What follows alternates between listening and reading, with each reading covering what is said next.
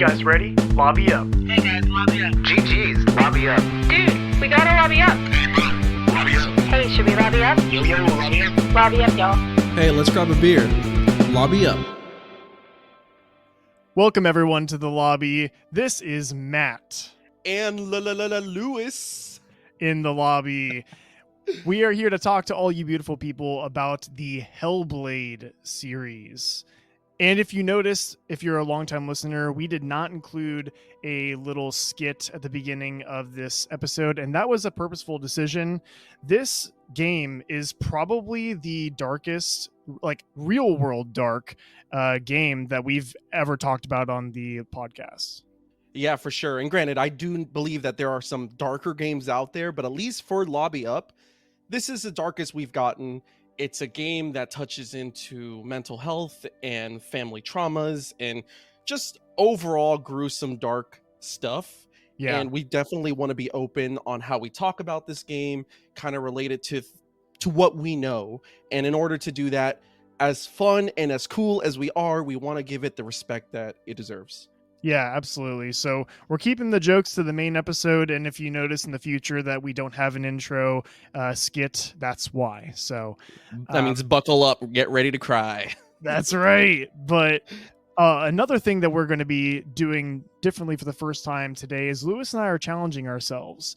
We're going to be talking about not only the first Hellblade game, but the sequel as well. And we're going to do so in 15 minutes per game.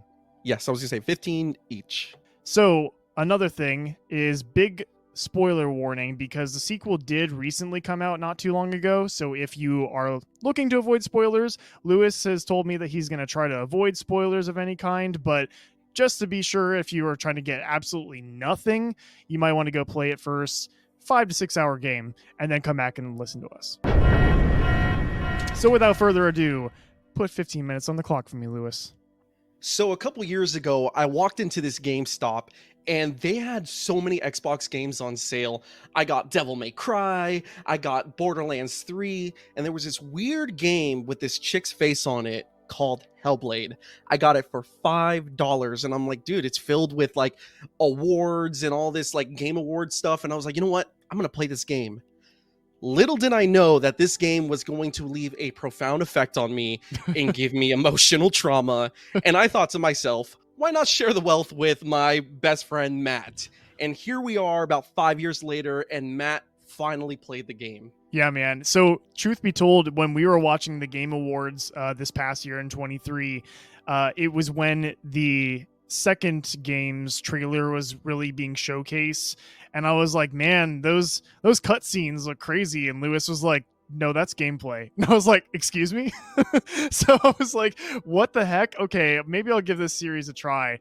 That was the final push. Well, and I'm glad you did, whether your final thoughts are in line with mine or not. I'm glad you went in. I'm glad you played this game. But before we really get into it, can you give us a small little recap on the story? No, for sure. So funny enough, dude, I haven't told you this, but for just like, I mean, like maybe like 2.5 seconds when I started the game, I don't know why I thought this, but I thought I was playing a game about Blade, like the Marvel character. Oh, what? I don't know. What? And then there was like all this Viking going on, and I was like, oh, okay, this is probably better than what I was. There's not a single black guy in this game, Matt. What is going? What are you? What? Dude, I don't even know what planet I was on when I thought that I was playing that. This is Scandinavian. Like, you can't get more white than that, dude. What is going on? You made my voice crack. What the heck? Can confirm there's not a single Marvel cameo in this whole game. but anyway, so you have this girl, Senua, and she's got all these Viking paintings all over her. She's in this Viking outfit, very Norse mythology-esque. And she's just kind of like going down this beautiful river, just kind of kayaking. It seems almost peaceful, right? It's just luring you into this beautiful atmosphere. You got these mysterious runic statues that you're interacting with. And from there, you're really just kind of listening to all these voices. And the game tells you that you should play this game with headphones on due to the binaural audio.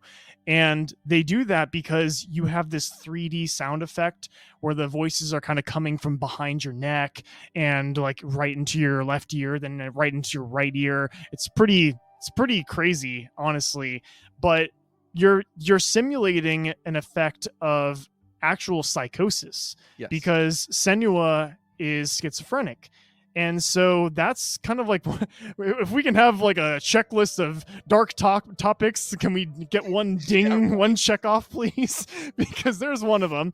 And then you're going through this whole dark world with apparently your lover's head attached to your hip, you find out, and you're searching for him, and you're going through all this area where there's monsters, you have these hallucinations, and without giving too much away, you're basically going to hell, and that's with one L.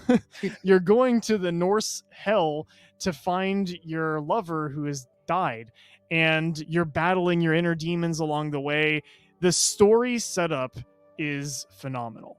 Yeah, I'm glad that you were able to appreciate that psychosis on the headphones, because it really is an incredible addition to a video game. And apparently there was therapists and mental health workers on the team getting all the right information to these developers to make sure that it was true to real life. And I think they really nailed it. Yeah, like actual psychiatrists were part of the team that developed this stuff. So it was very serious, and they were serious about making it.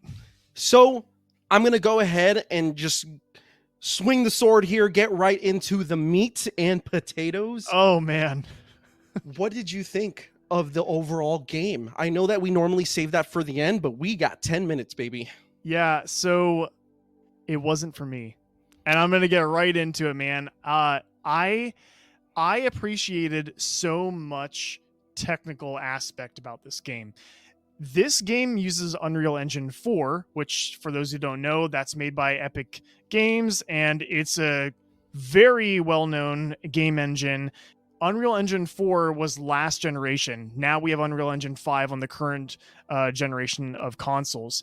This game, which is the first one in the series on Unreal Engine 4, looks better than games that are on current gen consoles that don't use Unreal Engine, and it's pretty bewildering how well it holds up. It looks like a movie, dude. It looks like a movie. It looks better than a movie. I mean, I can't believe some of the visuals. And what's also really cool is that they several times throughout the game will implement live action shots with kind of like a filter over it to kind of give it that like almost grainy footage and kind of blend it with the CGI game visuals. Yes. And it works really well. So visually speaking, this game is stunning. It's full marks, right?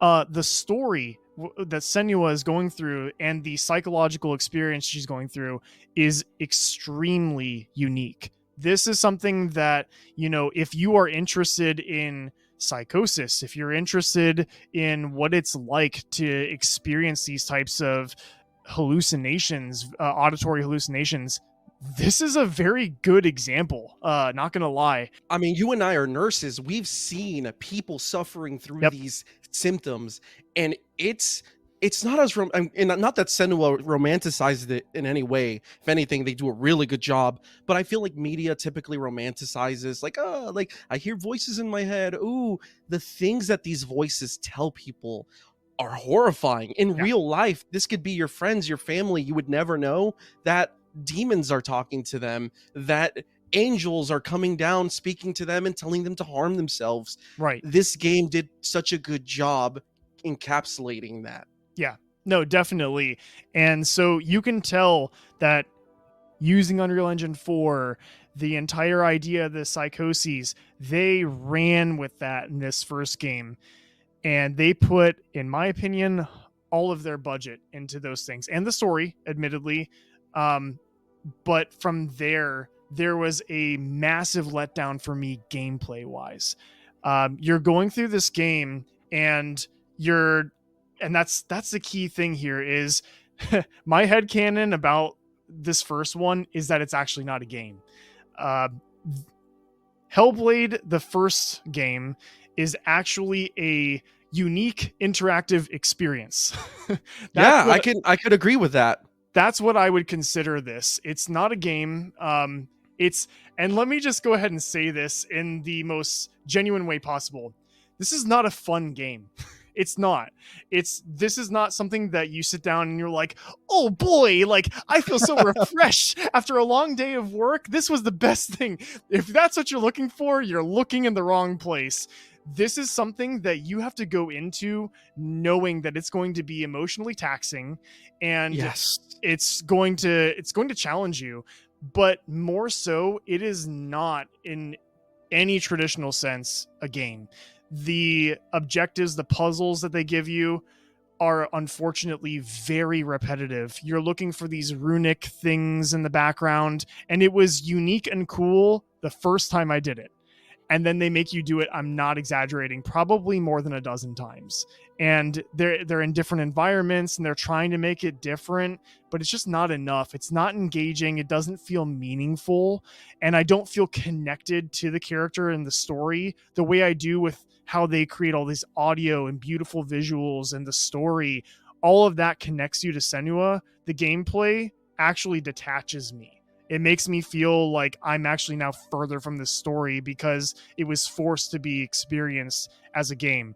It's so weird, you go through all of these games and you're like, wow, this was meant to be experienced as a game where you get to be like, it makes you feel like Spider-Man. It makes you feel like with these other characters, right? Every time that there was a gameplay aspect, I just felt more disconnected from Senua, unfortunately. Wow, and that is the minority opinion amongst gamers, at least for Hellblade 1. This game is critically reviewed. Everybody loves the first game, and Yeah. I was for sure, especially as someone who plays PlayStation, which like PlayStation games that have the stereotype of like, oh, a walking simulator and over the top. I thought this is a shoo-in for Matt, and to hear that it wasn't was mind-blowing to me when you first told me. But I validate those criticisms. You are right. This is more, I like what you said. What did you call it? It's like a unique interactive experience. And I would 100% agree with that, actually. And it comes down to, at least in my opinion, is that something you're looking for? If it is, great. If it's not, you're in your boat. Right.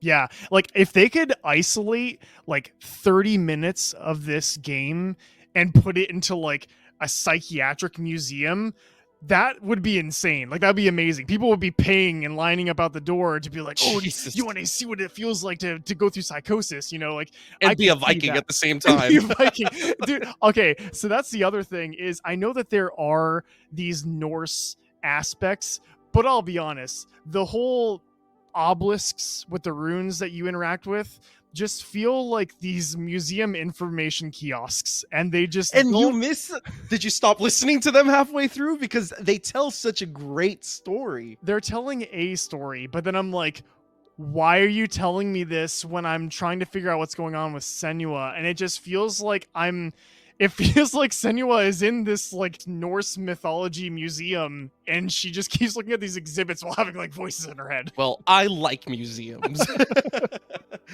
But it's unfortunate because, not giving too much away for you, but I know that this game stopped you from playing the second game. Yeah. So I was like, man, I can't do another one of this because it was not.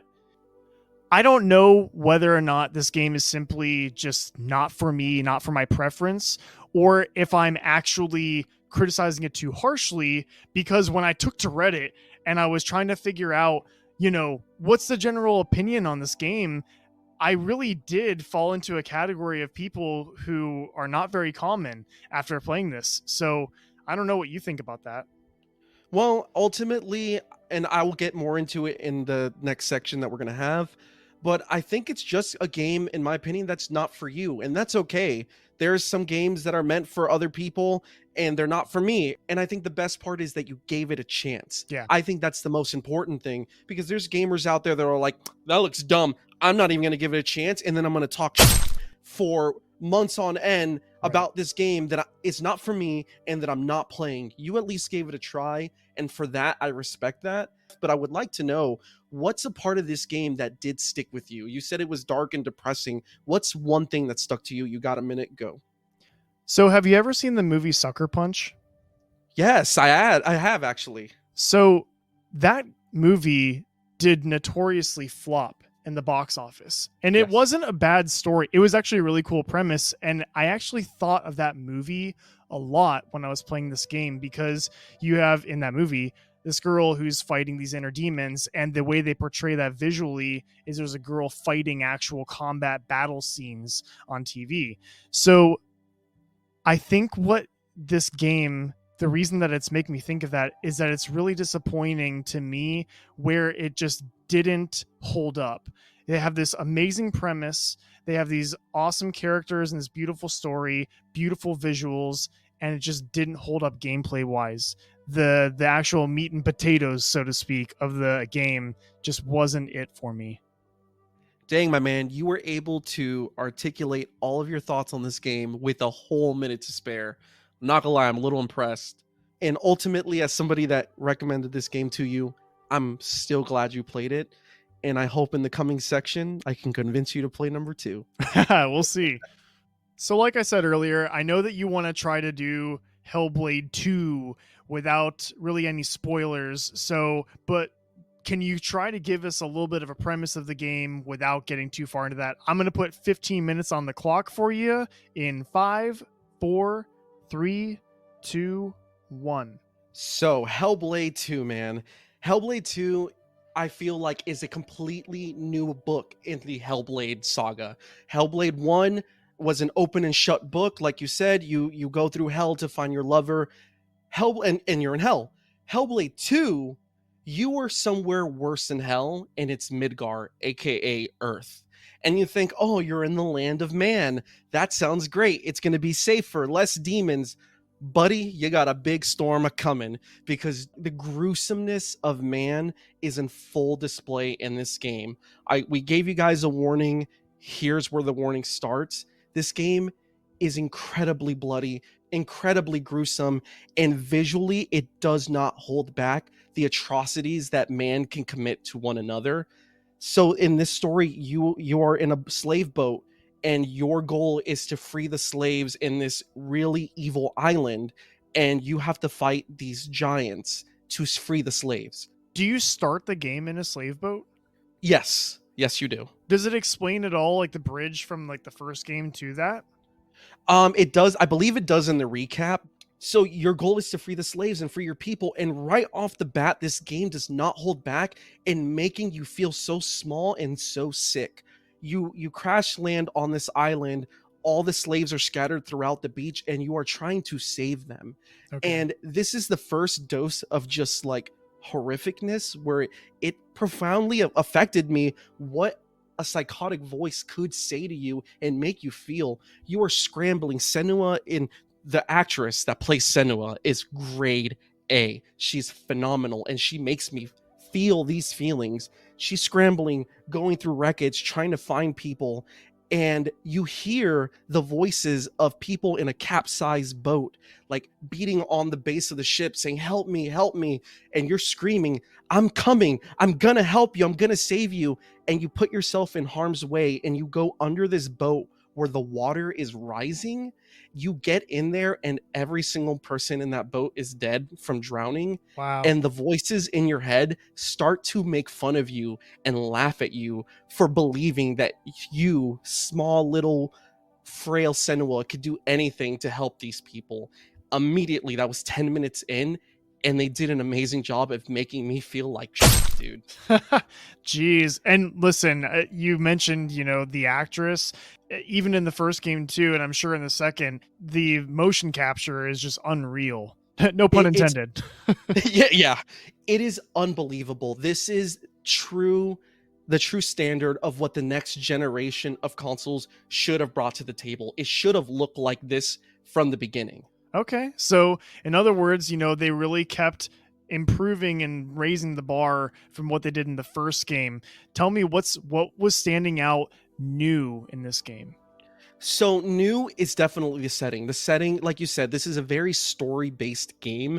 Gameplay, I would love to tell the audience, gameplay is not an afterthought in this game. There's definitely more action scenes. There's more fighting scenes. The puzzles are changed up differently from the first game. You still have the runes, but you have other puzzles in there that I do not want to spoil for the audience, but that really change up the gameplay, which a lot of people didn't like, that they added more fighting scenes and more gameplay, which I that don't just goes to understand that. show that you can't please everybody. Yeah. And to be honest, and I don't want to sound like I'm like some high and mighty guy. At the end of the day, I'm just a gamer, but I am a gamer that also loves cinema. I love movies of all types. I love classic music. I love modern movies and everything in between.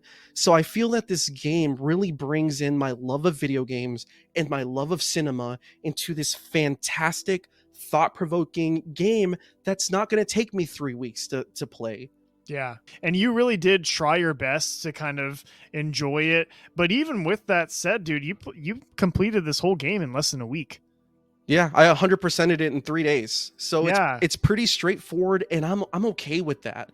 You know, a lot of the discourse online with this game is, it's like, oh, it's a tech demo. It's a glorified tech demo.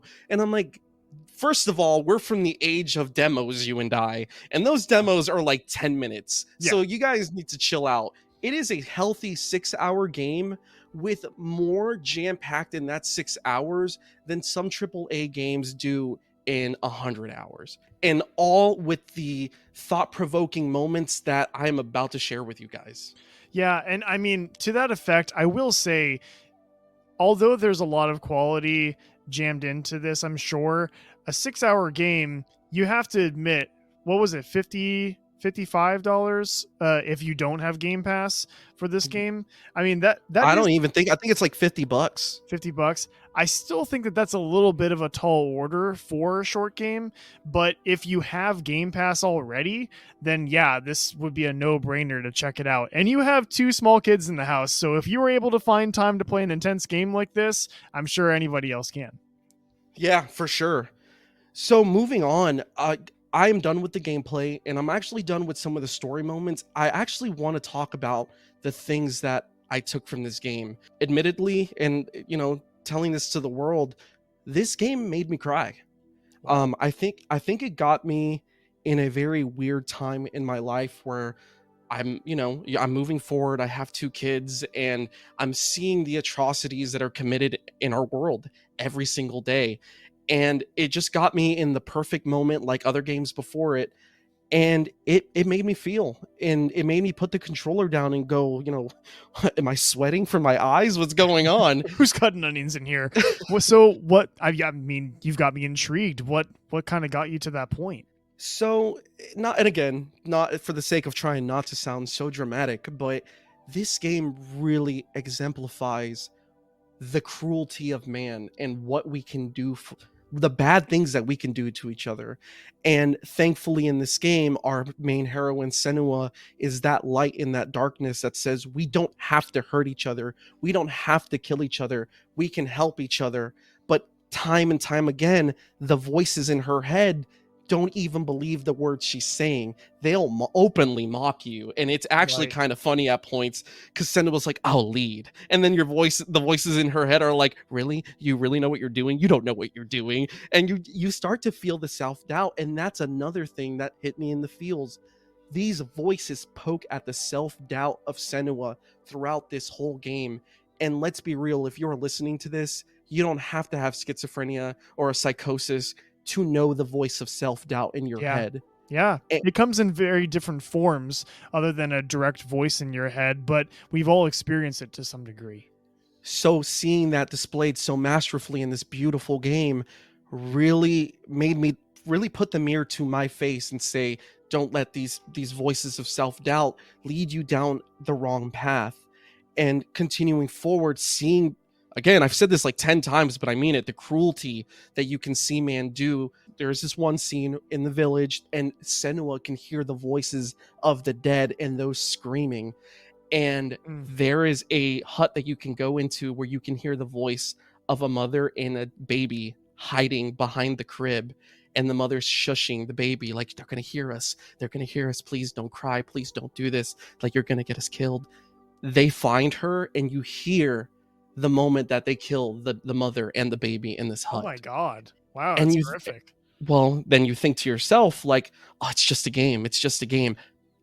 That happens. That happens in real life. That happens to people in parts of the world that we like to disassociate with and be like, well, that's not happening here. That's not happening down south. That's not happening in Yeah. like that's happening down south. That's happening in the Middle East, but that's not happening here. Right. That disassociation really cuts off that humanity that we have for one another when we start to put this wall between these different people suffering like this mother and child did, and how though that mother and child could be somebody that's knocking at the door of the border saying, hey, let me in.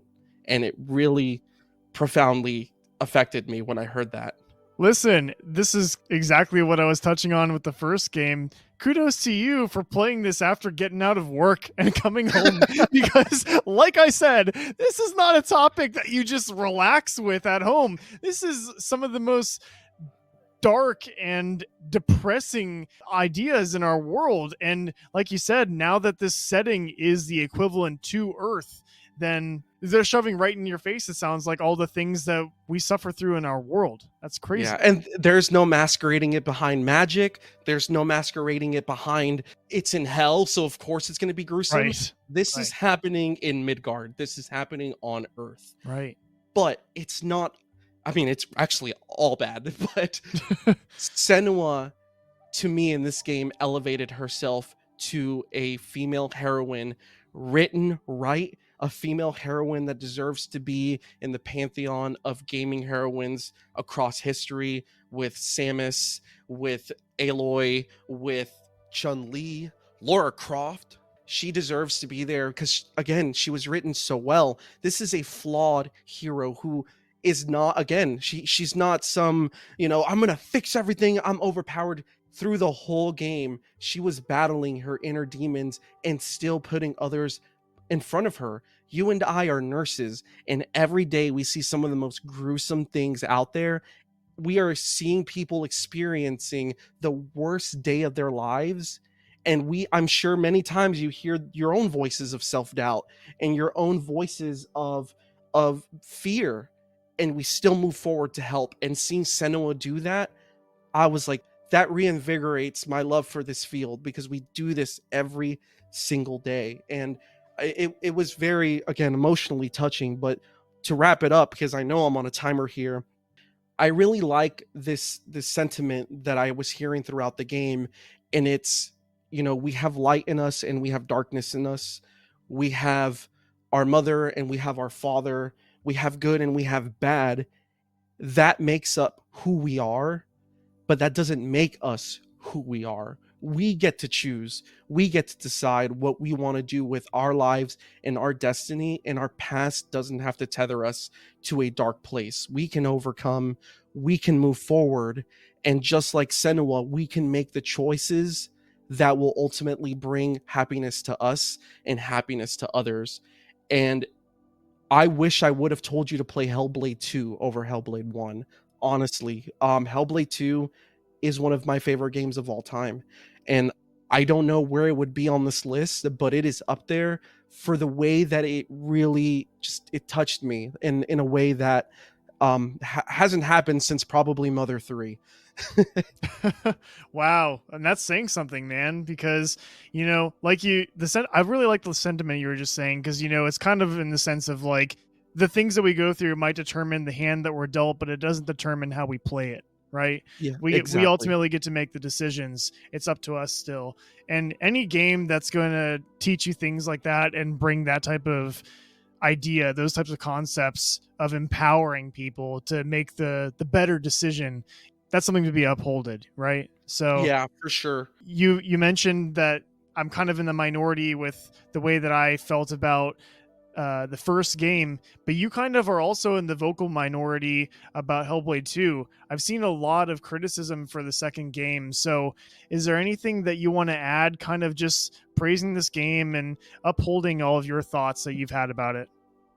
So I could definitely go on for hours on the beauty of this game, but I would say in terms of Hellblade 2, the proof is in the pudding. The game scored really high. The game scored an 80 on Metacritic, and for some that's good, for some that's bad, but the game is loved. And I believe in terms of Hellblade 2, I think we have a case of the vocal majority is negative, because ultimately the game scored an 80 on Metacritic. For some, if it's less than 90, it's garbage. To me, anything above a 75 is pretty good, but 80 I think is well deserved. For me, I'd rate it even higher than that, but I believe the minority is silent on this game, and I wish they weren't. I wish more people would experience this game, at least understanding that you're going into a game that is both a mix of cinema and a mix of video game gameplay. And I feel like that is a future for a lot of games. Hideo Kojima is working on his cinema video game Yeah. mix, and I feel like that game is going to be something that I'm definitely interested in. So if you haven't played Hellblade and you have Game Pass, do yourself a favor, get yourself some tissues and play this game. That's awesome, dude. Hey, we hit our goals today, right? We were Yeah, that talking was about- tough, guys. We It talk really a lot. was. And there's a lot more that we wanted to talk about, but we told you the things that you need to know. This game series is extremely unique, right?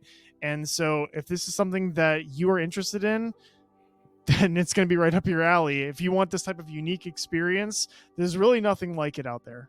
Yeah, not at all. And again, if you have Game Pass, you have nothing to lose. I mean, That's right. what's 6 hours compared to these games that are 30 plus hours these Yeah. days? Exactly.